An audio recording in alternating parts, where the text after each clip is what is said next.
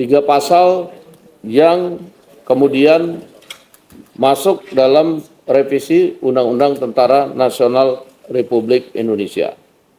3 pasal itu terdiri dari pasal 3, yaitu mengenai kedudukan TNI. Jadi ini sifatnya internal, yaitu ayat 1 misalnya, dalam pengerahan dan penggunaan kekuatan militer, TNI berkedudukan di bawah Presiden. Itu tidak ada perubahan.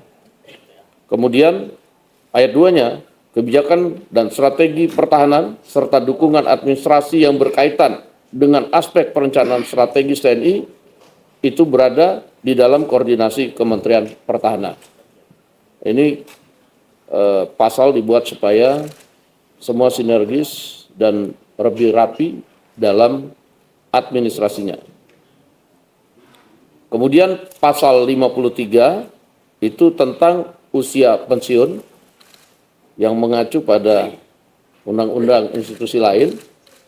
Ada kenaikan batas usia pensiun, yaitu bervariatif antara 55 tahun sampai dengan 62 tahun.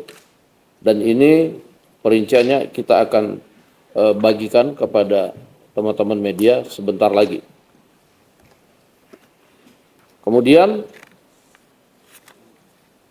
pasal ketiga yaitu pasal 47, yaitu prajurit dapat menduduki jabatan pada kementerian atau lembaga. Jadi prajurit aktif dapat menduduki jabatan pada kementerian lembaga.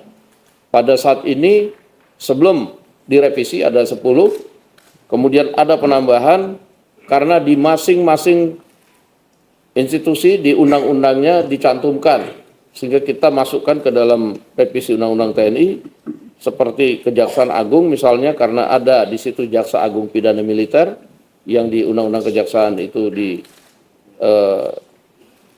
jabat oleh TNI, di sini kita masukkan. Kemudian untuk pengelola perbatasan, karena itu beririsan dengan tugas pokok dan fungsi. Dan ini bisa dilihat nanti pada draft yang akan kita bagikan ke kawan-kawan media.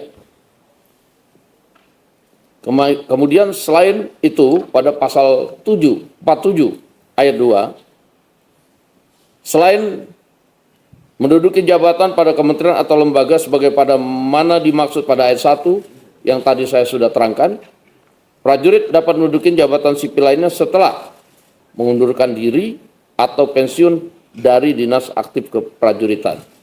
Jadi dalam revisi Undang-Undang TNI itu hanya ada 3 pasal, itu pasal 3, pasal 53, dan pasal 47. Jadi nggak ada pasal-pasal lain yang kemudian di draft yang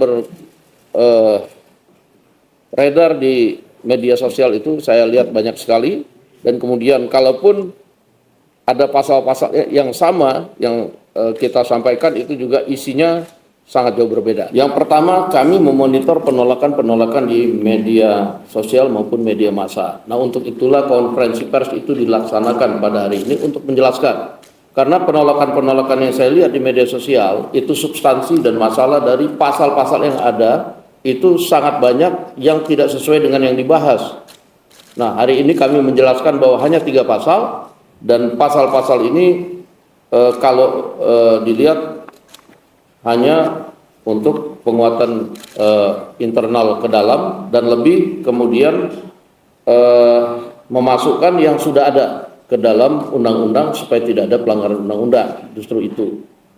Nah, bahwa kemudian ada yang berkembang tentang ada 2 fungsi TNI dan lain-lain, saya rasa kalau sudah lihat pasal-pasalnya sudah jelas bahwa kami juga di DPR akan menjaga supremasi sipil dan lain-lain, dan tentunya rekan-rekan dapat membaca nanti dan dapat menilai tentang apa yang kemudian direvisi. Kemudian tadi tentang pertanyaan mengenai dari teman-teman di Kontras, ya saya belum bisa komentar karena kita juga tidak tahu apakah itu kemudian dari mana. Dan kalau memang merasa terganggu, ya laporkan saja kepada pihak yang penegak hukum, begitu. Terima kasih.